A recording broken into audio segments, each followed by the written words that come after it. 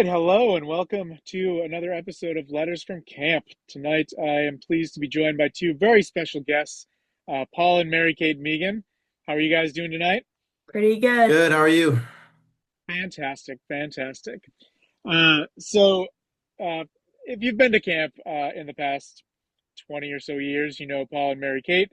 If you were there a long time ago, you may have known them as little kids. If you're there recently, you know them as senior staff members. But you've been around for a long time. So, kind of to start off, just want to kind of get your perspective on what it was like to grow up at camp. What were some of the memories you maybe have of being like a staff kid and, spending those summers at camp? Um, well, I remember a lot of I don't know, all of it just like it was just remembering all of it, marching with the staff was one of them. I remember when I don't remember, but when I was a very little kid, you and my dad carried me on in my pack back, that pack that you guys had me in. Um, and the campfires too, just remembering all those. Seeing those as a kid was, kind of cool because you see you're not really like you're the youngest person seeing them all everyone else is Boy Scouts, and then you have this like little 6-year-old just watching the skits too, and I thought they were really funny. I think so did Mary Kate, so Yeah. that was fun. It's definitely crazy to think about, but as like we got older, it changed a lot. But when we were younger, we definitely like our parents, mostly my mom, built like routines like every day. So she would be the assistant office executive, and she would go out and get food or supplies that we need.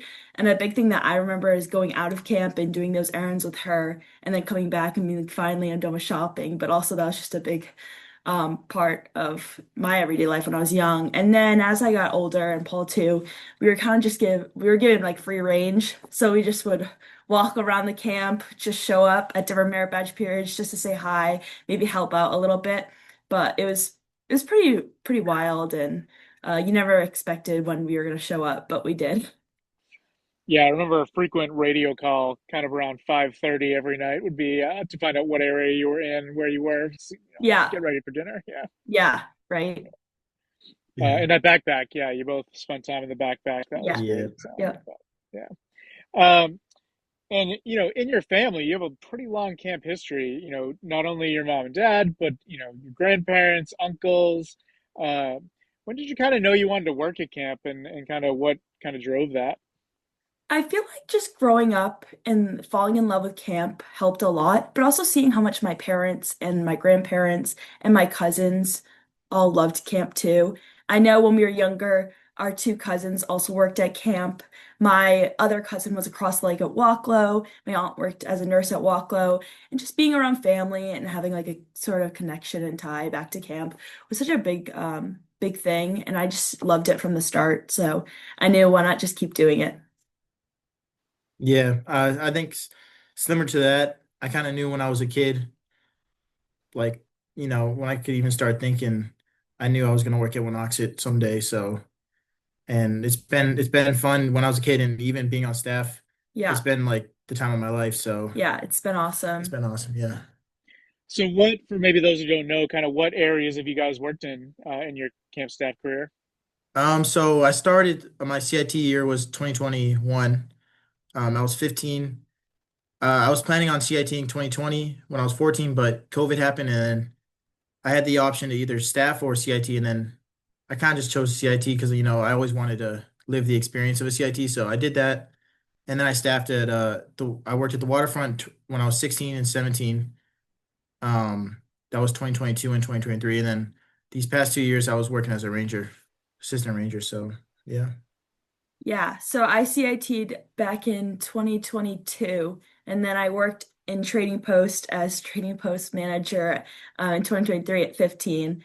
And then I was on staff for junior staff at Waterfront 24 and 25, and I'll be back there for 26. Nice, awesome.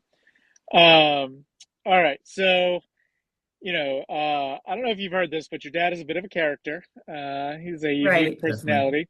But what has it been like, when your dad is the camp director? Does that kind of give you, more leverage or leeway, or does it, bring increased scrutiny on you? What's that been like?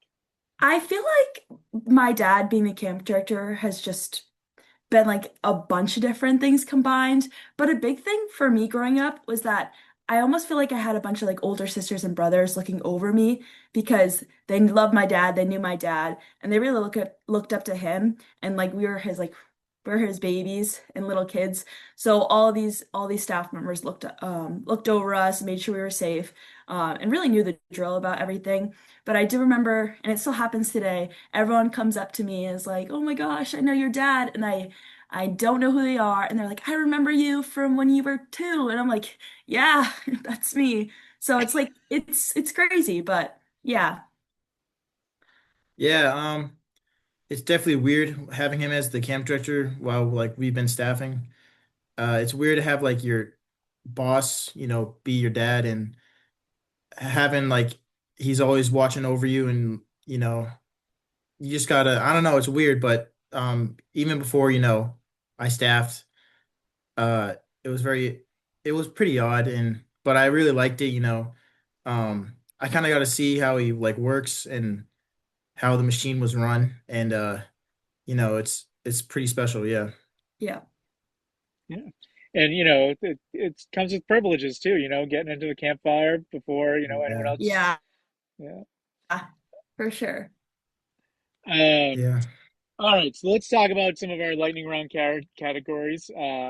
So what is each of your favorite camp song? I was gonna say Blood Upon the Risers. That's a good one. I would say Mr. Golden Sun's more of a marching song, but also a hole in the bucket that's kind of made a revival and it's coming back. So Classic, classic. Yeah. How about your favorite skit? And you've certainly seen a lot of them over the years, but what's your favorite camp skit? You wanna go? I really liked Wanock that we were both in when we were kids with Will Neville. It was just fun to look back and everyone sees like, oh my gosh, I see you on YouTube. That was really fun to do. I also loved Provo Joe with Matt D. That was a great one where we just come up and pop up from behind stage almost every year. I think my favorite would be the original Venetian fountains from like I think either 2016 or 17. That like was really funny at the time to me, and I just loved it.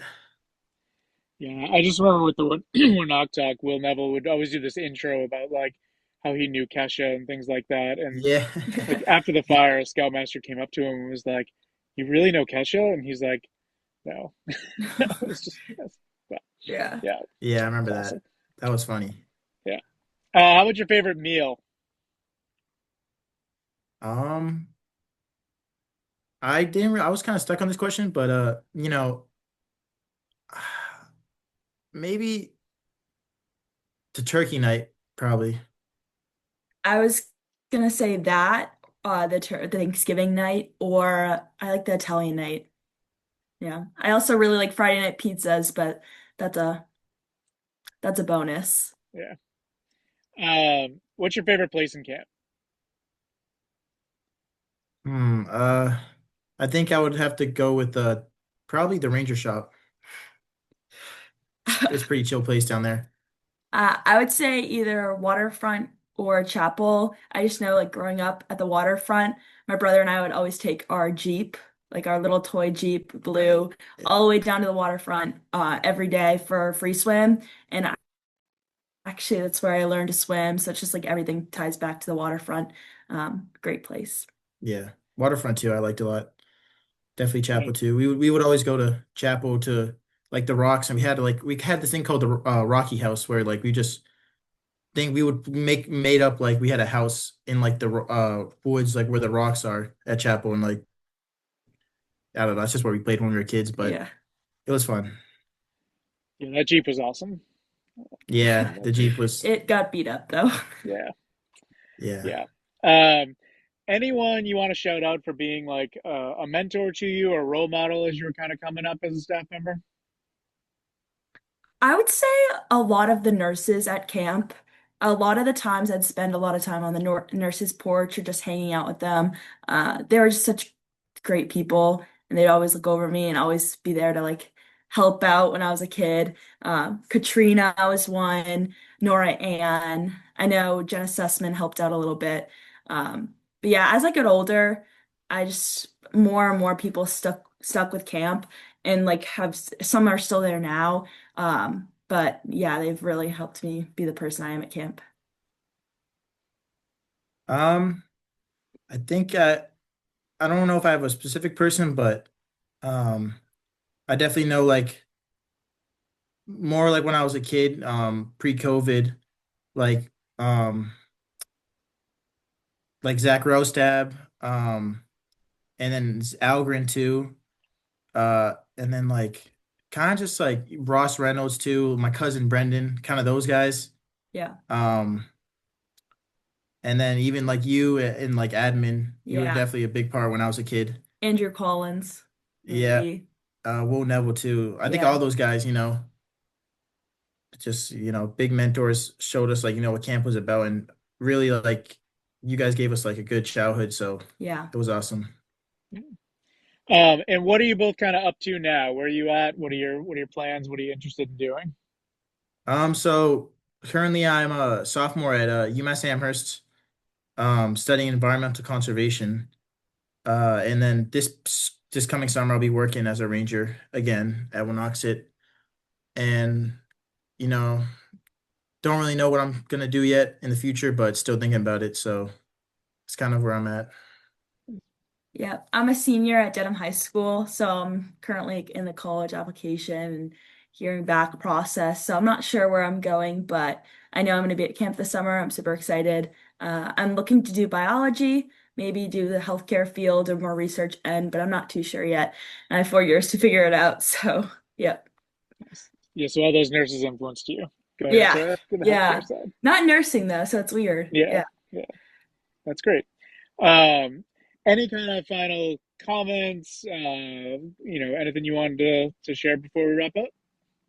I would just say, like, growing up at camp, and not a lot of people have this experience, and it's really something that's like stuck with me and made me want to go back year after year. And having my dad as a camp director is honestly great because since I was a baby, we've been able to spend every summer there, and like I really know nothing else of that. So like when COVID hit, it was just so weird being home.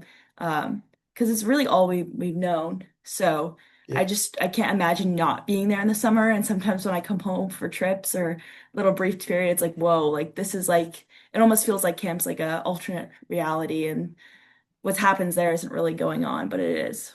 So such a great experience.